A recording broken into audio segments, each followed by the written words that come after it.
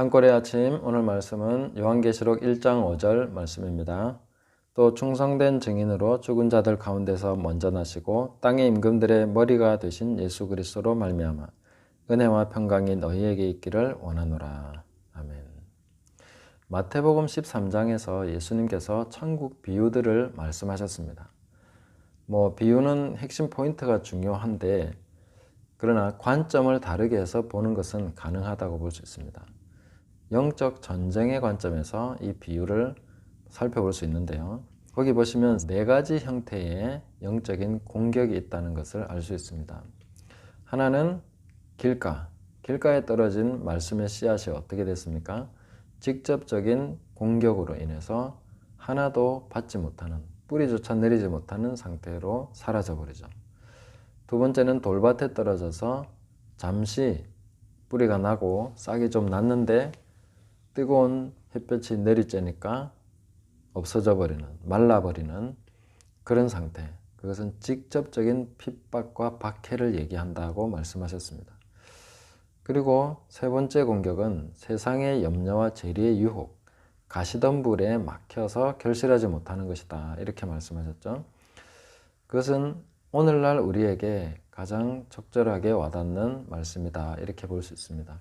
우리나라도 복음이 들어온 이후로 초창기에는 엄청난 박해로서 복음을 방해하고 말씀이 뿌리내리지 못하게 하려고 했지만 지금은 어떻습니까? 세상의 염려, 재리의 유혹 때문에 알아서 말씀을 버리는 그런 지경으로 가고 있는 것이죠. 또 네 번째 공격은 가라지를 덧뿌리는 것입니다. 오늘날은 교회에 이 가라지가 섞여 있기 때문에 수많은 사람들이 말씀에 대해서 거부합니다. 복음을 거부하고 예수님을 거부하는 그런 상태로 들어가게 된 것이죠. 왜냐하면 교회에 들어가도 이 가라지를 만나기 때문에, 또 바깥에서 볼 때 가라지들의 행실을 보면서 굉장히 분노하게 되고 낙심하게 되고 실망하는 것이죠. 이런 것들이 다 영적인 공격의 형태다. 그리고 예수님께서 이미 말씀 가운데서 비유로서 우리에게 알려주신 내용이다 하는 것을 알아야 되겠습니다. 하나님의 말씀이 열매 맺지 못하도록 하는 마귀의 총공격의 형태가 바로 이런 형식으로 나타난다. 이렇게 이해해야 되겠습니다. 오늘 은혜와 평강이 너희에게 있기를 원하노라 하셨는데 마태복음 13장의 비유를 영적 전쟁으로 해서 우리가 살펴본다면 오늘날 우리에게도 강력한 영적인 전쟁이 있다는 것을 알 수 있습니다. 그냥 핍박만이 전쟁이 아닙니다. 말씀이 열매 맺지 못하도록 하는 모든 것이 영적인 공격이고 그 모든 것이 영적인 전쟁입니다. 우리는 편안하게 지금 살고 있는 것이 아니고 어마어마한 염려와 재리의 유혹들 가운데 살아가고 있습니다. 그리고 가라지들이 섞여 있어 가지고 뭐가 진짜인지 헷갈리는 그런 가운데서 상처받고 또 혼란스러워하고 실족하기도 하고 이런 가운데 있는 것이죠. 아주 어려운 전쟁을 치르고 있습니다. 그렇다면 1세기 성도들이나 우리들이나 똑같이 영적 전쟁 가운데 있습니다. 사자밥이 되고 창과 칼에 찔리고 죽임당하고 하는 이런 상황만이 전쟁이 아닙니다. 그래서 은혜와 평강은 1세기에나 오늘날에나 매우 절실한 주제고 분명히 깨달아야 되는 중요한 말씀이라는 것을 알 수가 있습니다. 평강은 잘 아시다시피 이 샬롬인데요. 이것은 전쟁에서 승리한 자가 누리는 평강입니다. 승리하지 못하고 혹은 전쟁 중에 있는 자는 평강을 누릴 수가 없습니다. 그럼에도 불구하고 사도 요한은 이 1세기 성도들에게 샬롬이라고 인사하고 있는 거죠. 너희에게 평강이 있을지어다. 자, 그렇다면 이 내용을 우리는 살펴보면서 오늘날 나에게도 평강이라는 것이 가능한가? 나 정말 이 평강 누리고 싶어. 이 평강 지금 내가 소유하고 싶어. 그렇게 생각하신다면 지금 당장 바로 이 평강이 나에게, 여러분에게, 우리에게 있다는 것을 깨닫는 것으로 족합니다. 이것을 소유하기 위해서 해야 될 것은 아무것도 없습니다. 왜냐하면 이미 소유하고 있기 때문입니다. 그렇다면 우리가 해야 될 것은 소유하기 위한 노력이 아니라 깨닫고 적용하기 위한 지혜와 진리의 빛이 필요한 것이죠. 그래서 오늘 이 말씀을 함께 살펴보는 것입니다. 자, 그렇다면 이 평강은 어디로부터 오는가 깨달아야 되겠죠. 우리는 보통 어떤 상태를 누리는 것을 평강이라고 생각하기 쉽습니다. 그렇게 보면 평강은 내 평생 오지 않는 것이다. 아니면 순간적으로 왔다 하더라도 순식간에 사라져버리는 것으로 볼 수 있겠죠. 그러나 이 평강은 삼위일체 하나님으로부터 오는 것입니다. 어떤 상황적인 평강을 생각할 것이 아니라 또한 내 존재에 대해서 이 땅에서만 주변의 환경으로부터만 이런 것을 보려고 하면 우리는 보이지 않습니다. 우리는 항상 내가 어디에 속한 사람인가 하는 것을 깨달아야 되고 내가 가지고 있고 누릴 수 있는 것이 무언가 하는 것을 알려고 애를 써야 됩니다. 그래서 신앙생활에서 가장 핵심적이고 중요하고 그 모든 것은 이미 다 가지고 있습니다. 가지고 있는 것을 얻으려고 이미 내가 소유한 것을 소유하려고 구하고 찾고 두드리고 그럴 필요가 없는 거죠. 이미 알고 있는 것은 깨달아야 됩니다.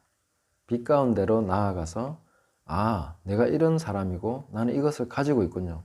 이런 것을 알면 되는 것이죠.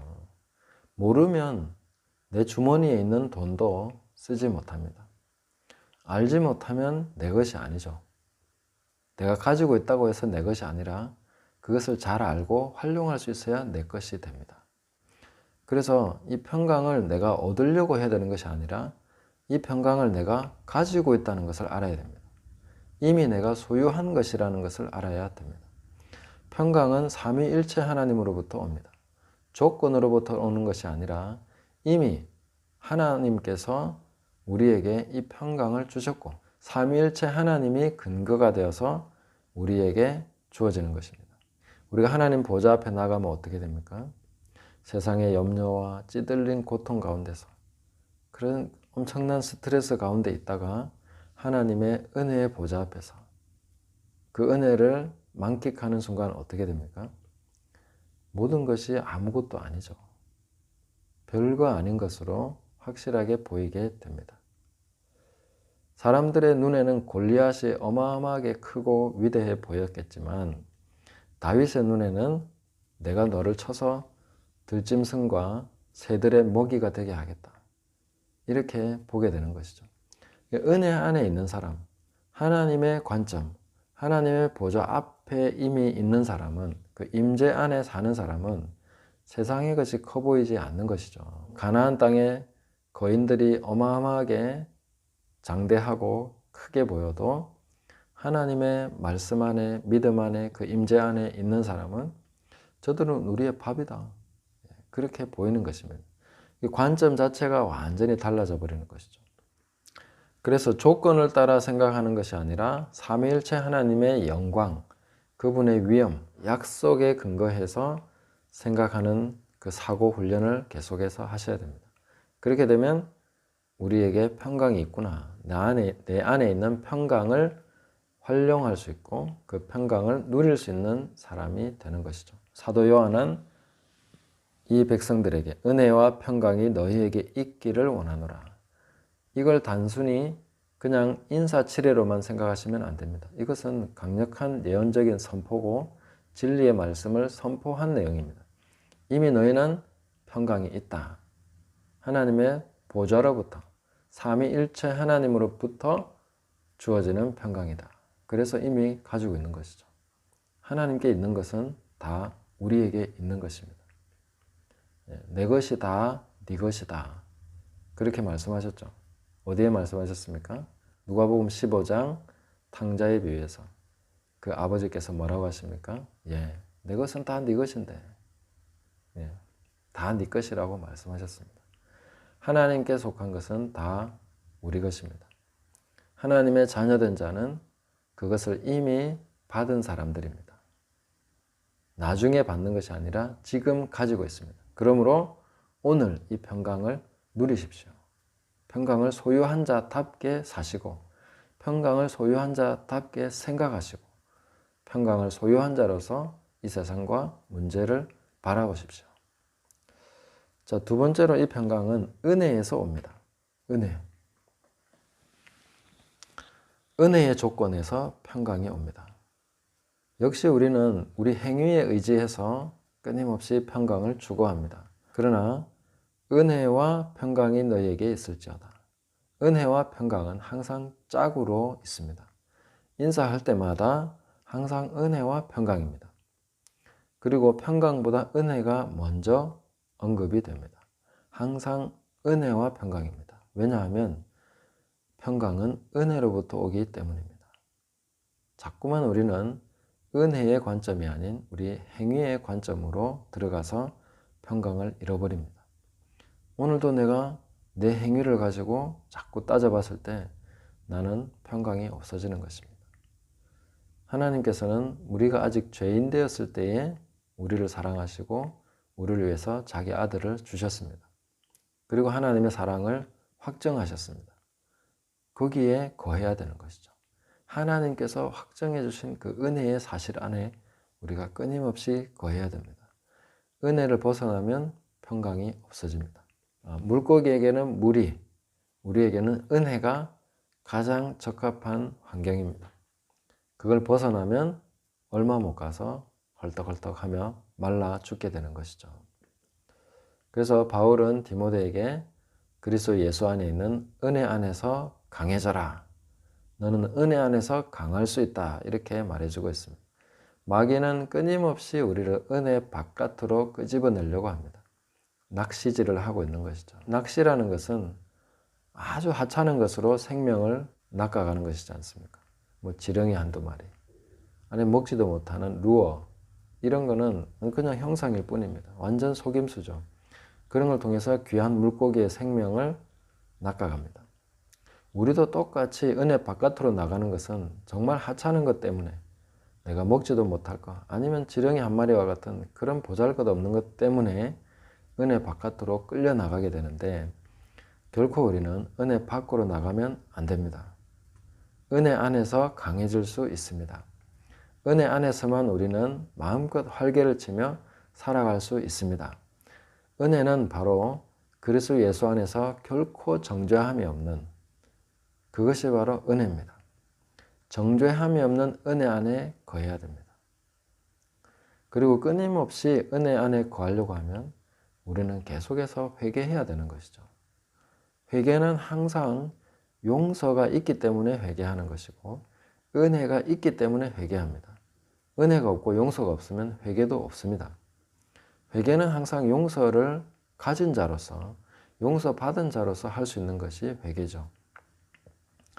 그래서 하나님의 은혜가, 그 하나님의 자비하심이 우리를 인도해서 회개에 이르게 합니다. 우리는 끊임없이 회개하면서 하나님의 은혜 안에 거해야 됩니다. 끌려 나가다가도 다시 회개하고 하나님의 은혜로 돌아와야 되는 것이죠. 그리고 은혜 안에 계속 거하려고 하면은 은혜 안에서 계속 살아가야 됩니다. 단회적인 경험으로서의 은혜만 생각하시면 안 됩니다. 은혜는 그냥 마음의 감동이 아닙니다. 그냥 우리 마음을 어루만지는 위로가 아닙니다. 그것도 은혜의 한 부분이긴 하지만, 그러나 진정한 은혜는 무엇입니까?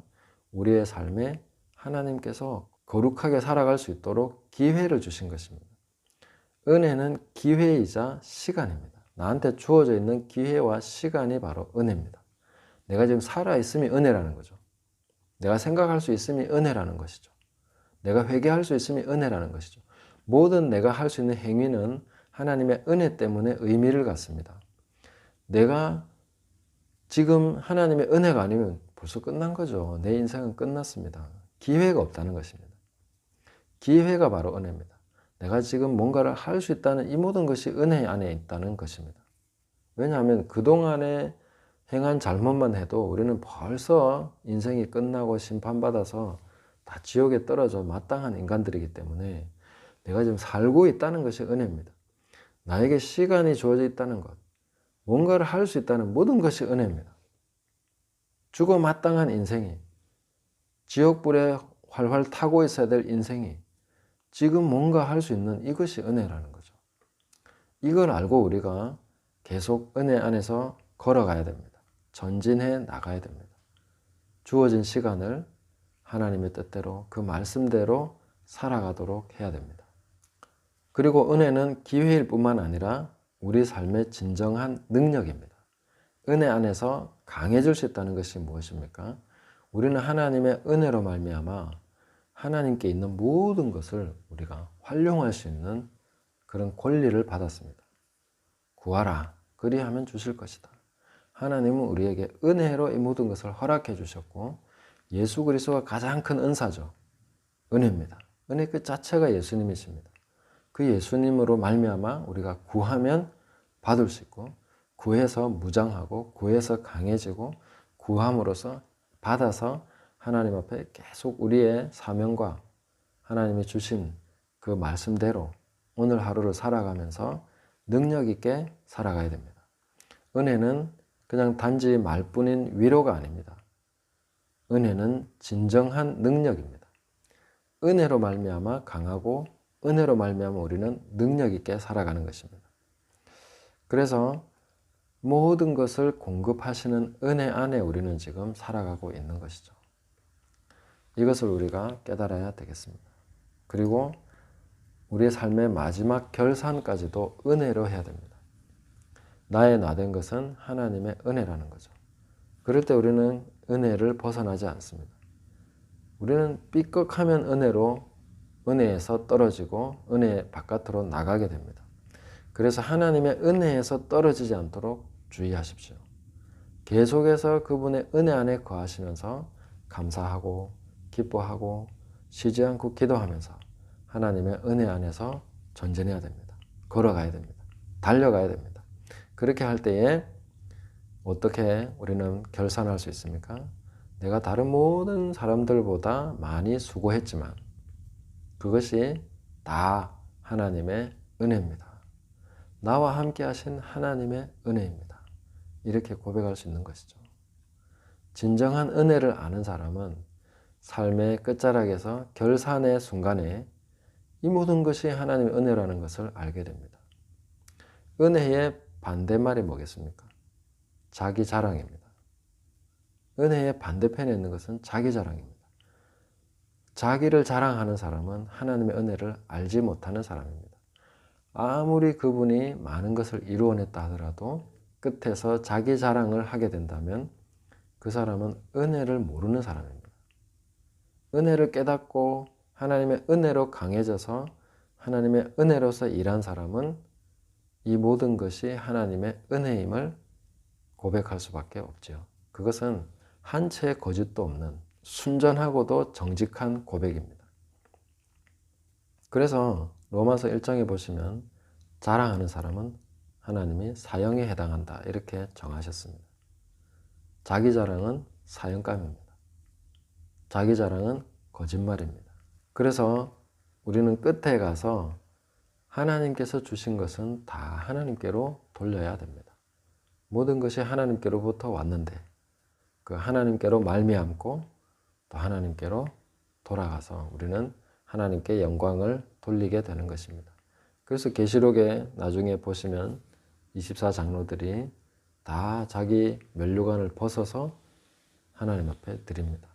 이것은 결국 다 그분으로부터 왔기 때문에 진정한 소유주이기 때문에 그 은혜로 말미암아 하나님 앞에 그렇게 드리게 되는 것입니다. 자, 우리는 이 은혜로 말미암아 평강이 있다는 것을 알게 됩니다. 그래서 제가 은혜에 대해서 쭉 계속해서 말씀을 드렸는데 하나님의 은혜를 깨달을 뿐만 아니라 그 은혜 안에 계속 거할 때에 우리는 샬롬이 있다. 그 샬롬을 누리면서 지금 이 모든 환난과 고통과 이런 가운데서 살아가게 되는 것입니다. 우리는 풍랑이 있는 배 위에 있는 제자들과 같습니다. 배가 가라앉을 것 같습니다. 금방 지금 물이 차서 이제는 죽을 지경이 됐습니다. 그런데 주님은 주무시고 계시는 것이죠. 주님, 우리가 죽게 됐습니다. 이렇게 된 것을 돌보지 않으십니까? 제자들은 그렇게 애타게 외칩니다. 그 주님은 그 상황에서 일어나셔서 아이고 그래 미안하다 내가 잠깐 잠들었었네 이렇게 말씀하셔야 될 것 같은데 오히려 꾸짖으십니다. 꾸짖으십니다. 아니 너무나 당연한 반응을 했는데 왜 책망을 받아야 되냐는 거죠. 주님이 함께 계신데 왜 두려워하느냐는 것이죠. 저도 엄청 찔립니다. 주님이 함께 계신 배 위에서 이게 배가 깔아앉는다고 해서 네가 왜 두려워하느냐는 거죠. 왜 그렇게 호들갑이냐는 거죠. 은혜와 평강이 너에게 있을지어다. 잠잠하라 고요하라. 그렇게 말씀하신 거 아닙니까? 주님이 잠자고 계신 그 배 위에서 배가 깔아앉으려고 할 때 제자들은 온갖 노력을 했지만 배는 계속해서 속절없이 물이 차고 곧 깔아앉게 생겼습니다. 그 상황에서 어떻게 했어야 되는 것입니까? 저나 우리 모두는 제자들 했던 것 그 이상으로 못할 것 같습니다. 그러나 그런 자연스러운 반응에 대해서 주님은 책망하시는 거죠. 딜레마와 같습니다. 아무것도 하지 말아야 됩니까? 아니면 죽을 힘을 다해서 노를 젓고 물을 퍼내고 해야 됩니까? 뭘 해야 되냐는 거죠. 자, 우리가 할 일들은 다 하면서도 주님이 함께 계시다 하는 것에서 우리는 은혜와 평강을 누려야 됩니다. 거기에 그 풍랑 속에서 깔아앉아가는 배 속에서 Peace be with you. 예수님께서 함께 계신다. 이 가라앉는 배 위에 주님이 주무시고 계신다. 이 풍랑들아 잠잠해라. 이 풍랑이 이 배를 어찌하지 못한다. 그 샬롬 가운데 거해야 됩니다. 골리앗이 외치고 있습니다. 두려움에 떨립니다. 그의 창과 칼이 내 심장을, 내 목을 칠 것 같습니다. 그런 가운데서도 하나님의 이름으로 내가 너를 쓰러뜨리겠다. 선포하는 것입니다. 그것이 샬롬을 누리는 길입니다. 골리앗과 거대한 풍랑 앞에서 주님이 함께 계신다. 주님이 함께 계신다. 주님이 함께 계신 이 사실이 은혜와 샬롬의 그 현장이라는 것을 기억하셔야 되겠습니다. 오늘도 우리는 거대한 풍랑과 골리앗과 같은 그런 대적들과 싸우는 날들입니다. 그러나 은혜와 평강이 너희에게 있을지어다. 할렐루야. 우리는 주님을 찬양하고 평강을 노래할 것입니다. 감사하고 기뻐하며 주님을 의지하며 나갈 것입니다. 그 대적들이 아무리 큰 소리로 고함치고 그렇게 외치고 있을지라도 우리는 기쁨으로 여호와를 섬기며 그 앞에 나갈 것입니다. 우리의 삶이 광야와 같을지라도 이곳이 바로 성전이로구나. 이것이 바로 거룩한 성소로구나 하고 기뻐하며 그곳에서 하나님을 찬양하게 됩니다. 오늘 하나님을 기뻐하시고 하나님을 찬양하시고 하나님의 평강을 지금 우리가 가지고 있는 이것을 누리시면서 하나님을 찬양하시기를 예수님의 이름으로 축복합니다. 감사합니다.